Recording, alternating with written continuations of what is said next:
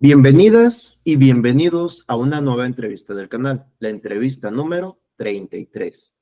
En esta nos acompaña Gloria Aragonés. Ella estudió la licenciatura en Filosofía por la Universidad Nacional de La Plata, la especialidad en Filosofía para Niñas y Niños por la Universidad de Montclair.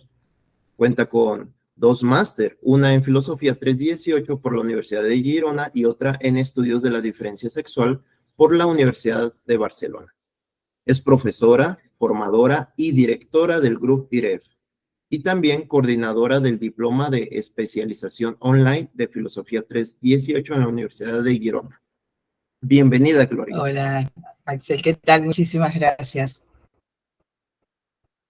Muy bien, pues vamos a iniciando esta entrevista con, de tu trayectoria profesional en filosofía para niñas, niños y adolescentes. Con las primeras preguntas, ¿cómo conociste esta propuesta pedagógica de Littmanichat y cuál ha sido tu formación? Bueno, a ver, yo soy argentina, o sea, este currículum que diste mío, parte es en Argentina y parte es en Cataluña, donde vivo hace 20 años.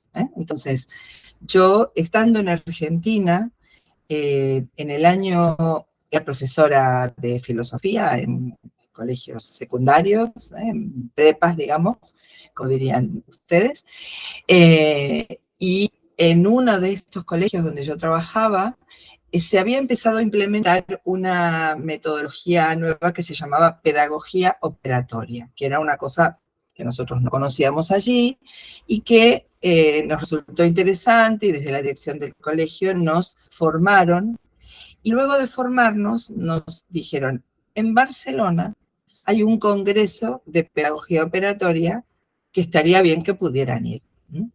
Evidentemente ellos no nos pagaban el viaje ni nada, pero nos sugirieron. La coincidencia, digamos, es que, y esto es una cuestión personal, pero que hace a mi historia también, es que mis padres eran catalanes, habían nacido en Cataluña, migraron luego a Argentina, pero ellos eran de Cataluña.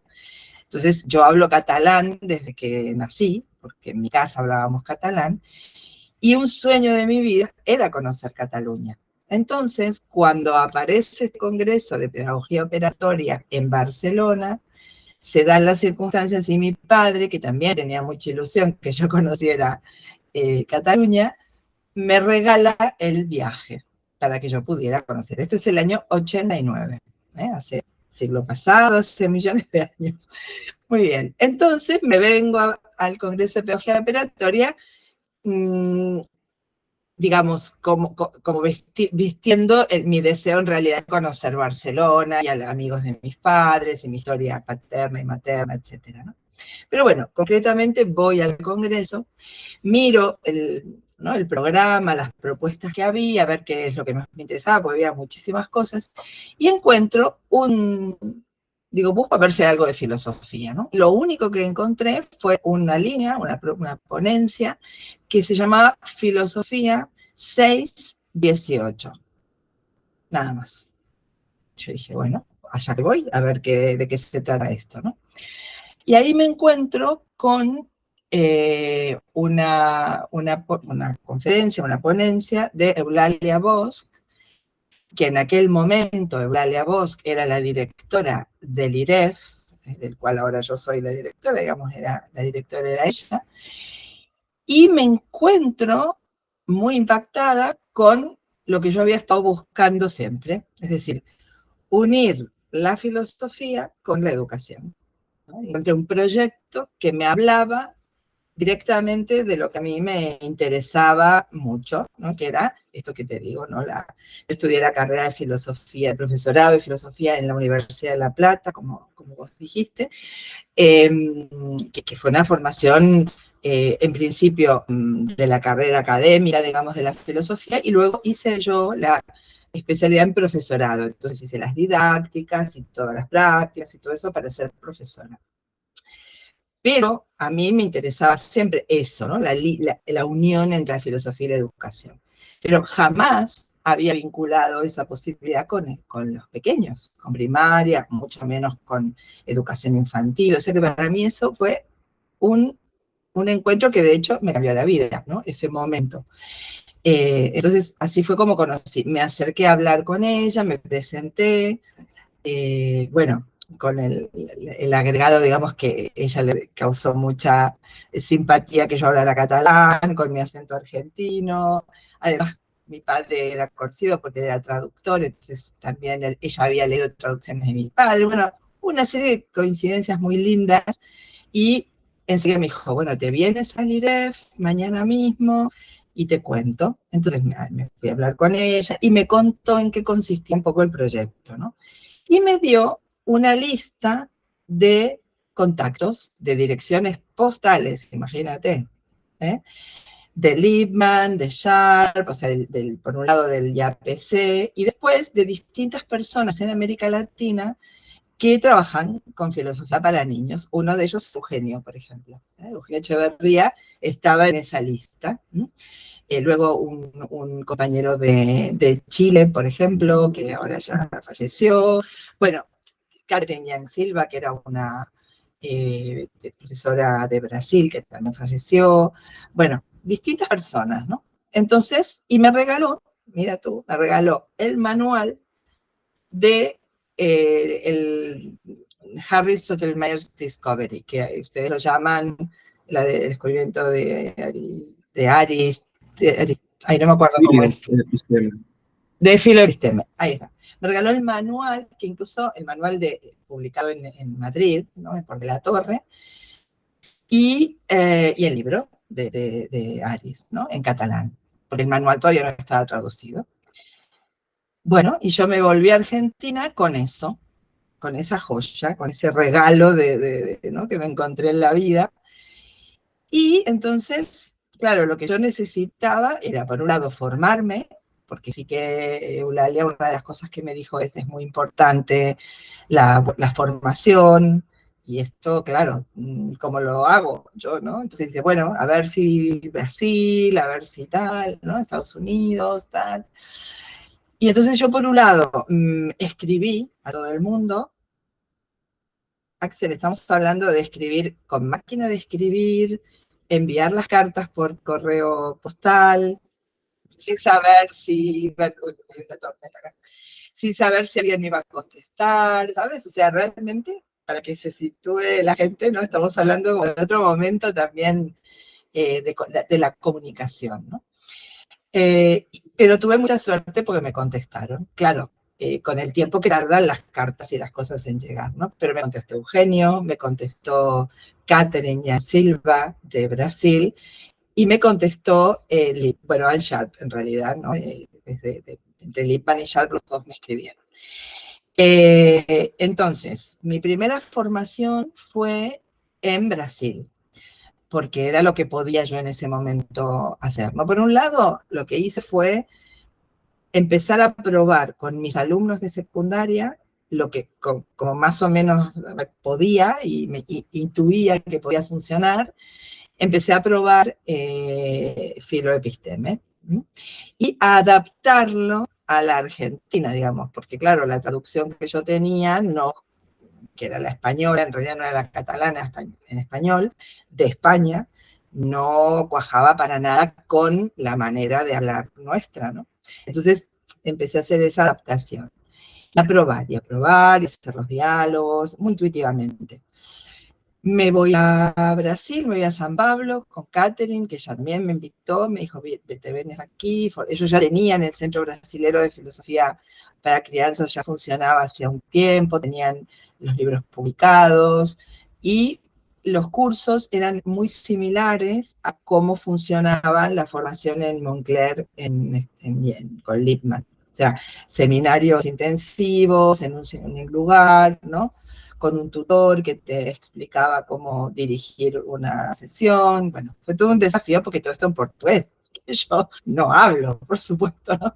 Pero bueno, como hablo catalán y tengo, bueno, los oídos muy abiertos, ahí que me viste coordinando un capítulo de Harry en portugués. Bueno, una experiencia genial, ¿no? La verdad.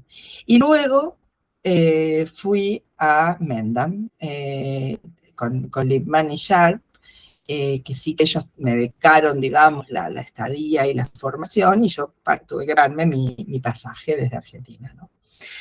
Pero digamos que realmente desde que yo conocí el proyecto con esta conferencia que te cuento, volqué, digamos, toda mi interés y toda mi energía en este proyecto en el que con el que instantáneamente conecté y en el cual creí profundamente que era un camino educativo, digamos, desde la filosofía, ¿no? Entonces, bueno, ese fue un poco mi primer recorrido en solitario, porque estaba sola, ¿no? O sea, yo esto lo hice, imagínate, sola, y traduciendo y escribiendo y leyendo, claro, de Estados Unidos me traje un montón de cosas, de artículos, de Lippmann y Sharp, eran personas muy generosas, mucho, que ofrecían realmente desinteresadamente sus conocimientos, sus artículos, sus papers, ¿no? Todo, todo, todo. Entonces me vine muy cargada de todo esto, de los materiales originales. Bueno, como que volví a Argentina con todo un montón de material que necesité organizar y ver, decir, bueno, ¿y yo ahora qué hago con esto? ¿Qué es lo que hago? ¿Qué puedo hacer yo sola?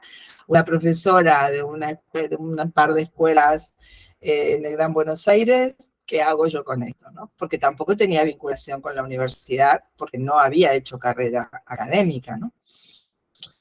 Y bueno, y ahí no sé si querés que siga o me querés preguntar algo o...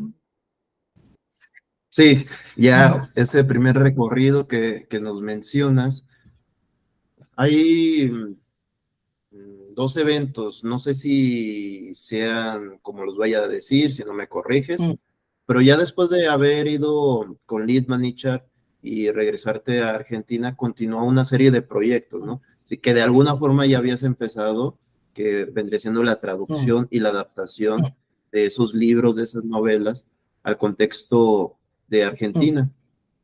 Bueno, eso sería, y también la creación de centros de filosofía para niños y niñas, para más que nada su difusión y divulgación.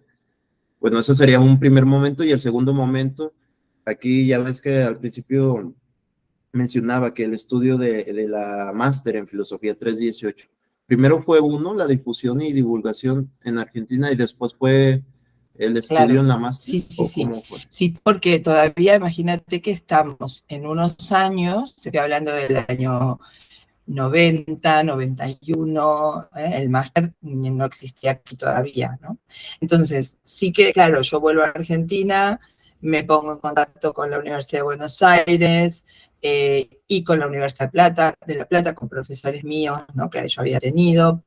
Lo que pasa que, claro, yo estudié durante la dictadura argentina.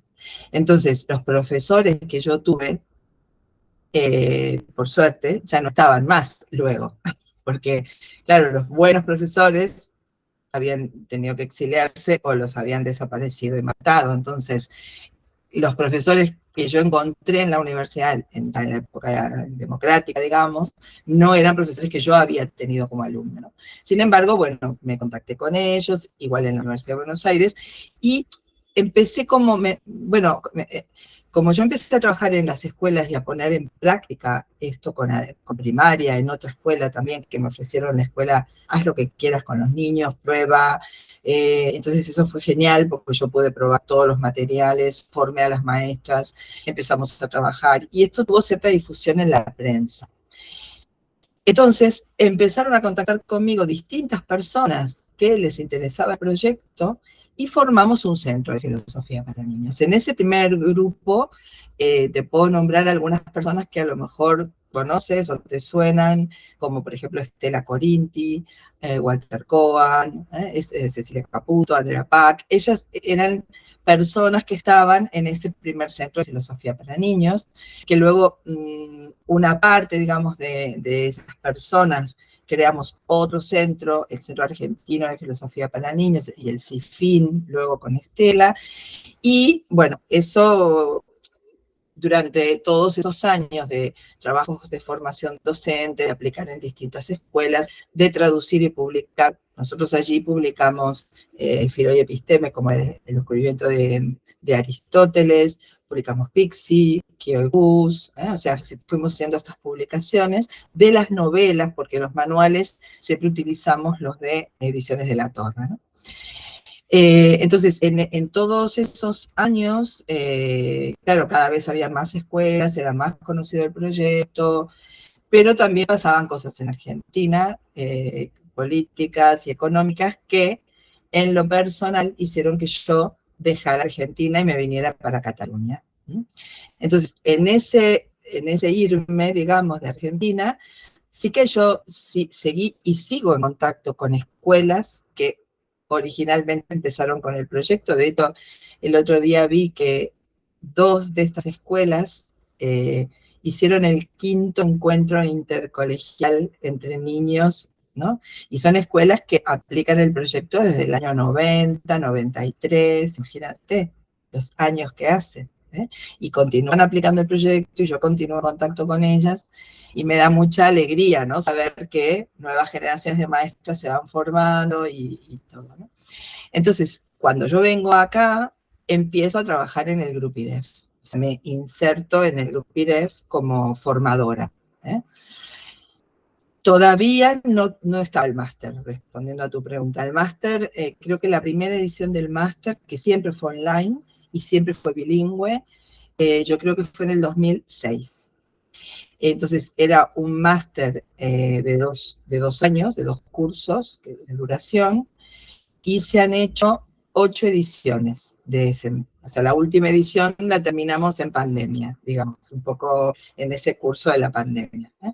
Entonces yo entro al Grupo IREF y hago este máster en alguna de las ediciones, que ahora no me acuerdo si fue la tercera, creo, y tengo, bueno, este máster, y entonces a partir de ahí también es que empecé a co-coordinar con Carla Carreras, que es la profesora de la Universidad de Girona, que ella es profesora en esa universidad.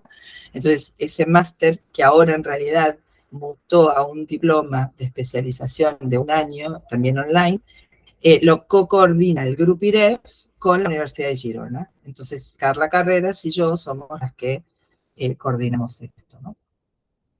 Así, digamos, es como llega el máster, llego yo a hacer este máster, ¿no?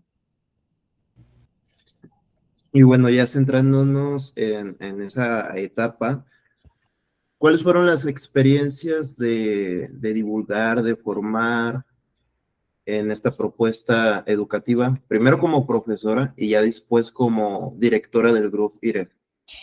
Claro, mis 2 experiencias, claro, yo tengo 2 experiencias muy diferentes en ese sentido, porque en Argentina no había nada, y entonces todo lo tuve que empezar de alguna manera, ¿no? En principio sola, luego con todos estos compañeros y compañeras que fuimos haciendo, ¿no? un tejido, dando a conocer como podíamos, porque es lo que te digo, ¿no? Y a veces ahora nos cuesta un poco pensar cómo eran las cosas antes de las redes sociales, antes de los mails, etc., ¿no?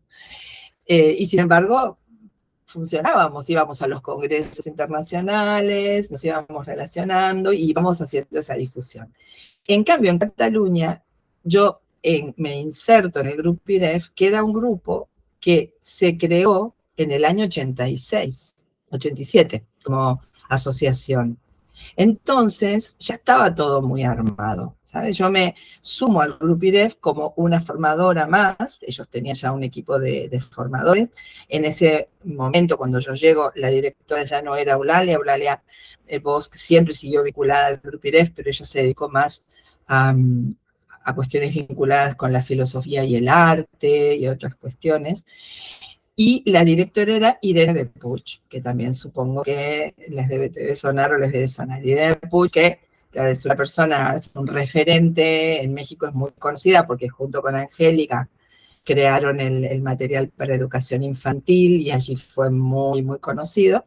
Bueno, Irene era la directora del Grupo IREF en ese momento y había un equipo de formadores y maestros como Iñaki, por ejemplo, que también lo conoces, ¿no? Iñaki Andrés, bueno, otras personas, Feliz de Castro, Ana Vallas, otras personas, ¿no? Claro, eran, en general eran profesorado, era gente que estaba trabajando en secundaria también, y yo llegué bastante dispuesta a poder dedicarme a trabajar con ellos y a hacer formación de docentes. Aquí en Cataluña el proyecto es muy reconocido y muy conocido en las escuelas. Toda la formación que hace el Grupo IREF, por ejemplo, está reconocida por el Departamento de Educación, ¿sabes? O sea, es como un proyecto que no es muy, sí que hay que siempre hacer difusión, te quiero decir, pero que es bastante conocido. Y Cataluña es una comunidad autónoma del Estado español muy pequeña, o sea, es pequeña en sus dimensiones, en el volumen de maestros, de alumnos, ¿sabes? Entonces es fácil conocer las cosas, ¿no? Más, como decimos ahora, con las redes sociales y otras cosas, ¿no? Que tenemos maneras como de darnos a conocer.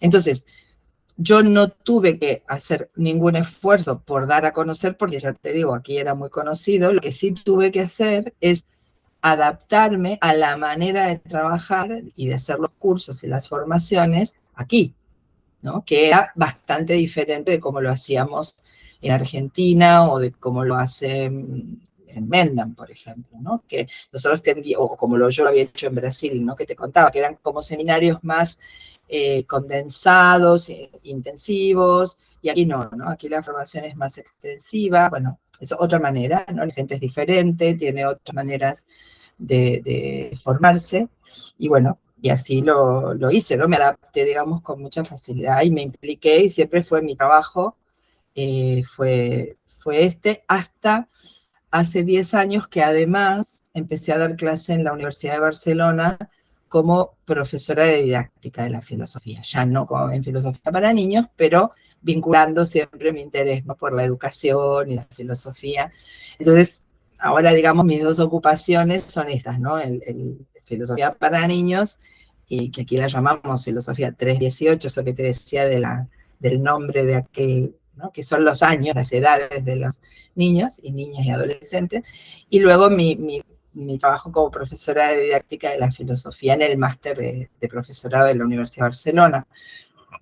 Y en un momento, cuando Irene, en el 2015, Irene de Puig se jubiló. Entonces, se jubiló como profesora, ella tenía ¿cómo se llamaba? Una comisión de servicio para ser directora del IREF, digamos, y entonces se retira y asumo yo desde el 2015 la dirección. Pero Irene está al pie del cañón, colabora y trabaja un montón, lo que pasa que no como directora. Y a partir de que asumes la dirección de Grupo IREF, también se vienen una serie de proyectos, una serie de retos, de experiencias que ahorita nos vas a contar, pero bueno, voy a comentarlo en cuestión de esta red virtual de filosofía para niñas y niños. Si quieres, no lo comentas o si hubo proyectos antes, también no los comentas porque no sé muy bien cómo fue eso. Claro, uno de tal vez de los desafíos, ¿no? de asumir la dirección coincidió bastante con la aparición de las redes sociales, ¿no? Que sí que teníamos algunas cosas, pero yo tal vez me impliqué bastante en decir, bueno, nos visibilizamos en las redes, porque eso nos va también a facilitar el contacto, la conexión con los diferentes centros del mundo, con los cuales yo siempre había tenido vinculación, la verdad. Siempre me gustó, ¿no? Me pareció interesante estar en contacto. Lo que pasa que, como te decía, antes era todo más difícil, porque íbamos a los ICPIC y ahí nos enterábamos de un montón de cosas que estaban sucediendo en el mundo, ¿no? vine al IPIC aquí en Madrid, bueno, distintos, ¿no? Y claro, y te enterabas de las cosas. Con la aparición de las redes sociales hay otros caminos, ¿no? De difundir lo que uno hace y de conocer lo que hacen otros, ¿verdad? Entonces, eso sí que yo es algo que, no sé si sería un proyecto, pero sí que es algo a lo que yo le doy mucha importancia, intento estar en todas las redes que puedo, con todo lo que se implica, ¿no? De tiempo y de todo, pero creo que es una manera, me gusta mucho las conexiones con los centros del mundo, saber cómo se hacen las cosas, compartir, ¿no? Me parece, bueno, muy interesante. Entonces, a partir justamente del ICPIC que se hizo en Madrid en el 2017, creo que estoy bien diciendo, o espérate, porque ahora no sé, bueno, en un ICPIC que se hizo en Madrid, porque ahora con la pandemia y todo esto, los años, viste, que se te complican. Pero bueno, el ICPIC de Madrid conocí a Leslie ahí, que no la conocía yo, por ejemplo. Entonces Leslie, estuvimos hablando mucho y qué es lo que haces y no sé qué, y ella me invitó, bueno, y a Iñaki también, ella organizó como un encuentro en León, Guanajuato, en la escuela donde ella trabajaba en aquel momento, un encuentro de formadores en filosofía para niños de México.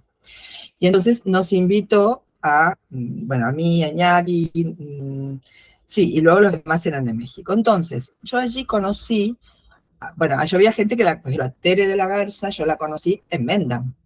En mi primer Mendam, en el que yo fui a Mendam en el 91, en aquel Mendam yo conocí a Tere y nos quedemos desde entonces. Bueno, estaba Tere y que yo la conocía, pero había otras personas que yo no conocía personalmente, pero sabía de su existencia, como Oli Santiago y Alex Santos del Centro Noema de Cancún. Yo los conocía ahí a ellos.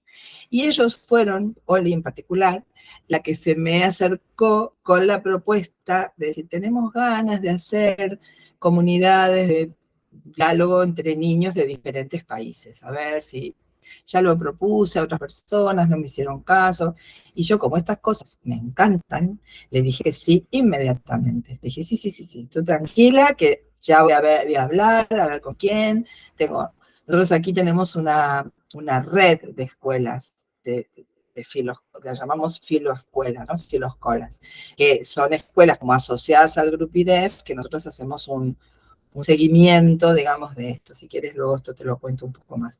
Nada, entonces yo, cuando volví, conecté con algunas escuelas, les hice esta propuesta, me dijeron, por supuesto que sí, y empezamos a hacer estas comunidades. Pero claro, eso luego era como insuficiente, ¿no? Dijimos, no, esto lo tenemos que sistematizar mejor. Oli, por su parte, estaba haciendo su trabajo de doctorado sobre la posibilidad de la virtualidad, digamos, como medio, ¿no? de diálogo. Y entonces, bueno, fuimos dándole como más crecimiento a esto, ¿no? Y entonces sumamos a Victoria McLean de Espacio y Filosofía para Niños de Argentina. Vicky también es alguien que yo conocía, nos conocimos acá, cuando ella se vuelve, es argentina, pero vivía acá en Barcelona. Cuando se volvió a Argentina, el Grupo IREF la ayudó también bastante a que ella pudiera generar su centro nuevo allí, la formación. Como yo he viajado también por cuestiones familiares allá, dimos muchos cursos juntas en Argentina, etcétera. Bueno, entonces sumamos a Vicky, a Víctor Rojas de Marfil, de Colombia, que también supongo que lo conoce, entonces a Leslie, que en aquel momento era la presidenta de la federación, y a su centro Acertum, el Grupo IREF, el Centro de Filosofía para Niños de España, que está situado en Madrid, digamos, y Noema. Entonces, entre todos estos centros conformamos esta red virtual de filosofía para niños que básicamente nos ocupamos de poner en contacto niños de escuelas para que hagan diálogo, niños que trabajan con el proyecto Lippmann Sharp, con filosofía para niños Lippmann Sharp en sus países, y entonces se encuentran para hacer diálogos. Y luego hacemos, claro, luego vino la pandemia, Y en la pandemia, con la red, creamos muchas cosas porque estábamos todos en casa, encerrados, y entonces aprovechamos, hicimos conversatorios con Luis Pesetti, hicimos un conversatorio sobre feminismo, hicimos un conversatorio sobre el COVID y todas las implicaciones. Bueno, hicimos como muchas actividades también para adultos, digamos, ¿no? Para maestros, etcétera, además de lo de los niños.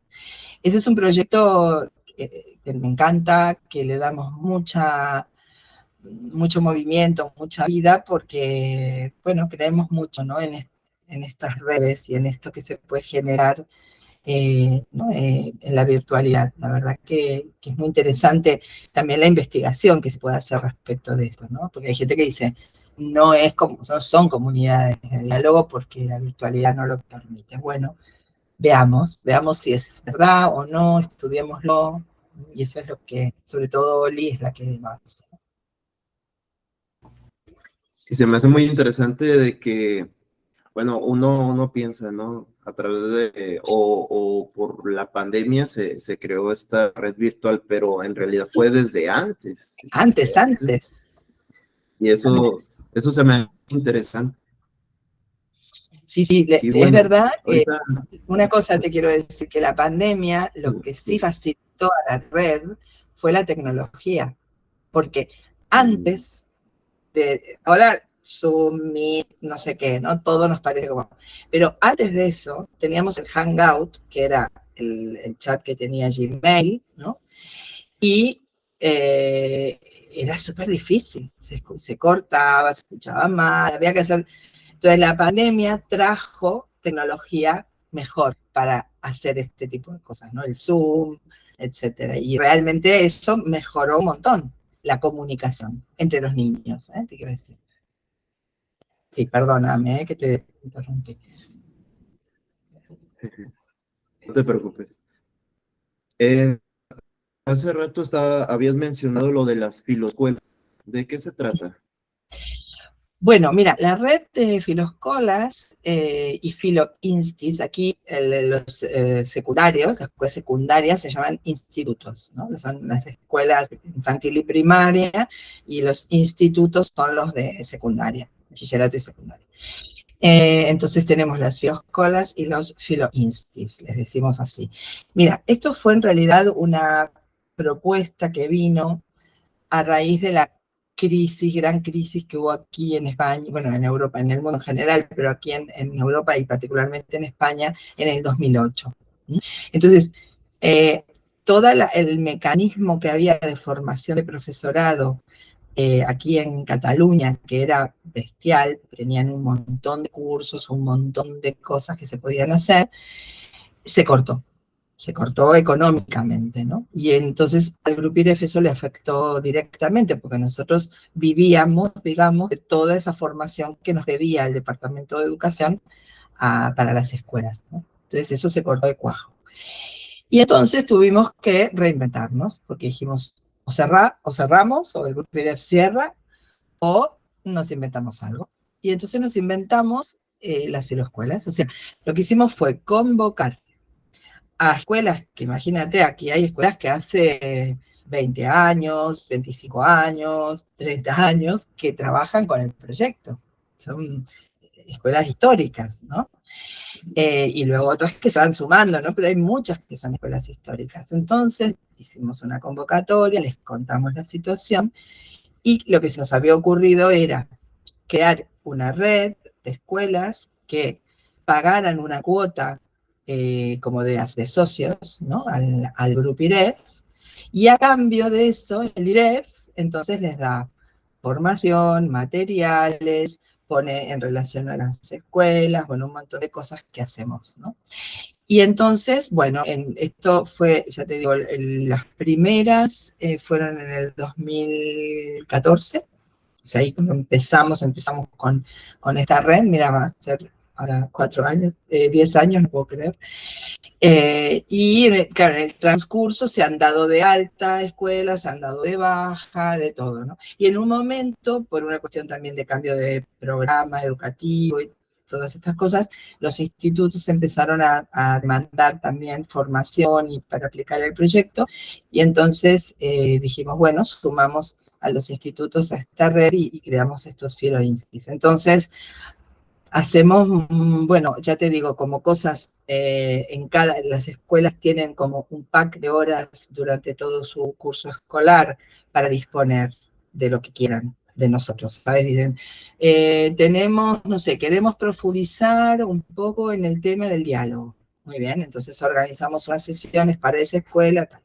Otra escuela dice, tenemos mucha gente nueva que necesitamos formarla y preferimos, en vez de que vayan a hacer los cursos que nosotros ofrecemos regularmente, pues que vengas a la escuela o que venga a la escuela y haga una formación para estas personas nuevas, ¿sabes? O sea, muy a medida la formación, más materiales, artículos y encuentros de maestros para intercambio también.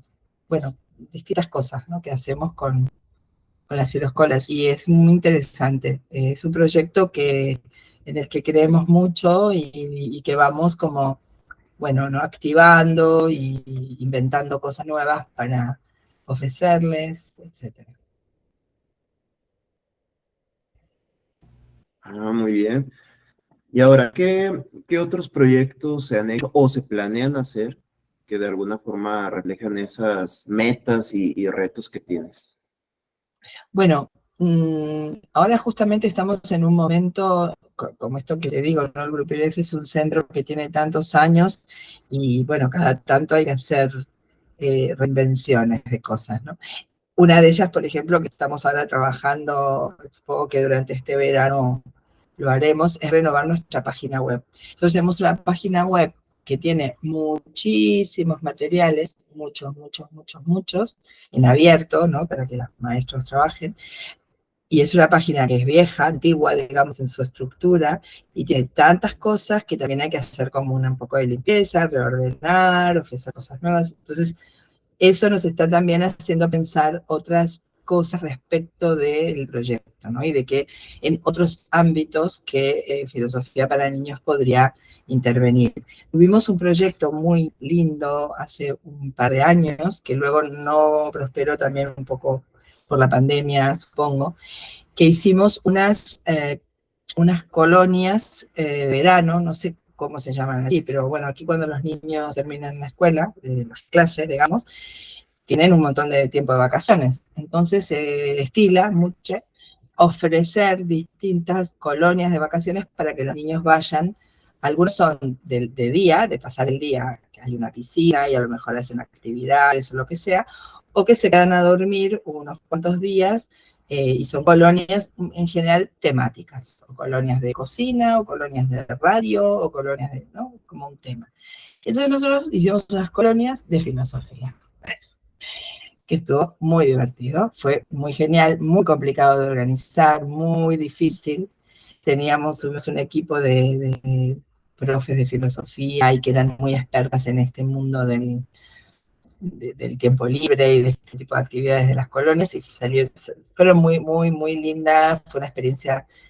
Mira, ahora hay una revista que no sé si la consultan ustedes, que es la revista Pensar Juntos, la revista Pensar Juntos, que la edita el Centro de Madrid.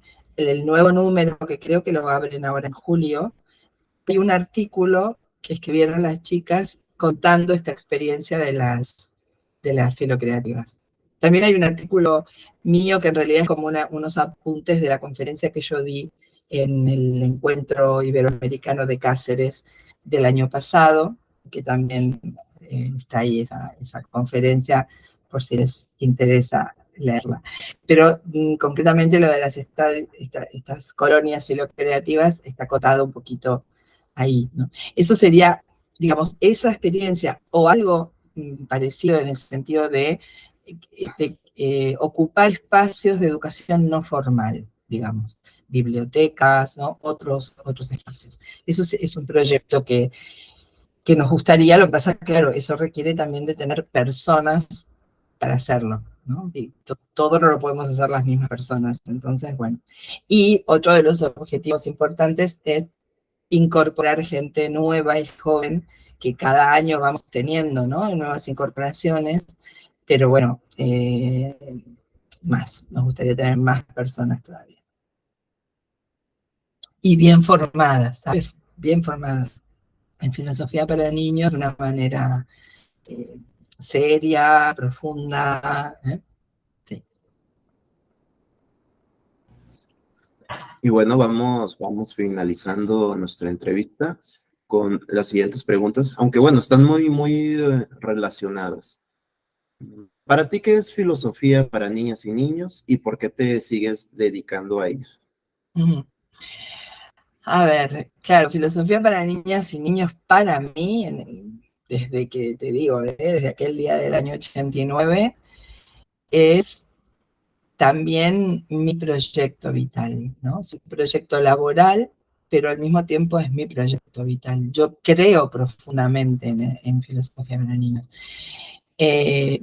Yo soy bastante ortodoxa, ¿no? Soy en el sentido de que creo mucho en Lippmann Sharp, creo que ahí está la fuente de todo, ¿no? Y que cualquier cosa que se haya hecho después o se haga en el futuro o bebe de ahí. No puede nadie decir que se ha inventado filosofía para niños porque ahí está todo, ¿no? Y personalmente, entonces, claro, creo desde un punto de vista, como te digo, vital, ¿no? Creo que es un proyecto para hacer que los niños, las niñas, los jóvenes, los adolescentes sean mejores personas integralmente, ¿no? No solo desde un punto de vista del pensamiento crítico, ya siempre decimos, ¿no? Sino creativo, cuidadoso, y que si nosotros logramos en las aulas generar todo ese espacio, todo ese espacio del diálogo, y que ellos sean conscientes que el diálogo es el camino, que no hay otra manera, ¿no? Creo en eso. O sea, creo en eso desde toda mi vida, desde mi militancia política, desde mi ideología, y filosofía para niños se ajusta en cuanto a proyecto educativo y filosófico, porque yo insisto mucho, creo que es un proyecto educativo, sin ninguna duda, pero no solo, o sea, es un proyecto desde la filosofía, ¿no? O sea, hay que conocer bien todo lo que está por debajo del proyecto de filosofía para niños, hay que leer a Lippmann, no lo que otros dijeron de Lippmann, leamos a Lippmann, leamos a Sharp, ellos, ¿no? Leamos las fuentes y veamos cómo ahí hay, ¿no? Hay mucho todavía por explorar y por pensar y por compartir. Entonces, creo que es un proyecto, como te digo, educativo, filosófico, que es una esperanza, ¿no? Es una esperanza para el mundo, que siempre me parece genial pensar que en tantos países del mundo hay gente haciendo esto, ¿no? Como diseminando esta semilla. Y me sigo dedicando porque creo en esto, lo creo profundamente. No me ha decepcionado nunca, al contrario, ¿no? Los frutos que yo veo, las cosas que veo, tantos años dedicándome a esto, tantos niños y jóvenes que han pasado, ¿no? Creo en esto, creo que es realmente un camino dificilísimo, muy difícil, porque es un proyecto muy difícil de aplicar. No es una receta que uno rápidamente no la puede hacer en 2 minutos, no. Hay que formarse, cuidar los materiales, o sea, un montón de cosas, y eso lo hace muy difícil, pero bien hecho, los resultados son espectaculares. Sí. No, pues muchas gracias por tus palabras que nos llenan, como tú mencionabas, de esa, de esa esperanza. Mm. Y bueno, ahí nos comentabas una página web de Group IREF, Sí, ¿la puedes página compartir? Y si web, hay otras también. sí, ¿cómo te la comparto? O la digo, ¿no? Son Sí, la dices. tres Y si hay W, otras redes sociales. grupiref.org, esa es la página web, y ahí mismo en la página web están los enlaces, tenemos Facebook, tenemos Instagram, tenemos Twitter, y un canal de YouTube donde hay mucho material también, conferencias, claro que algunas en catalán, pero también hay algunas en castellano o subtituladas, porque claro, nosotros aquí en Cataluña trabajamos en catalán. Pero bueno, hay mucho material en la página web, hay una página que está en español y ahí hay mucho material en español. Hay una página para trabajar con cine, pensar con el cine, que tiene muchísimo material, no todo traducido, pero estamos en proceso siempre de traducir, o sea que hay mucho traducido y cosas que si van entrando irán encontrando. Y bueno, y nada, las redes sociales, como te digo, ahí estamos muy activas y activos. Luego está el Facebook y la página web de la Red Virtual de Filosofía para Niños. También hace poco presentamos la página web de esta red, que también pueden visitar. Y nada, a disposición de quien tenga cualquier pregunta o quiera conocer más, nos escriben vía página web y ahí estaremos. Muy bien, pues en la descripción del video voy a poner esas redes sociales, esas páginas web, para que las personas que estén viendo o escuchando, pues se remitan a ella.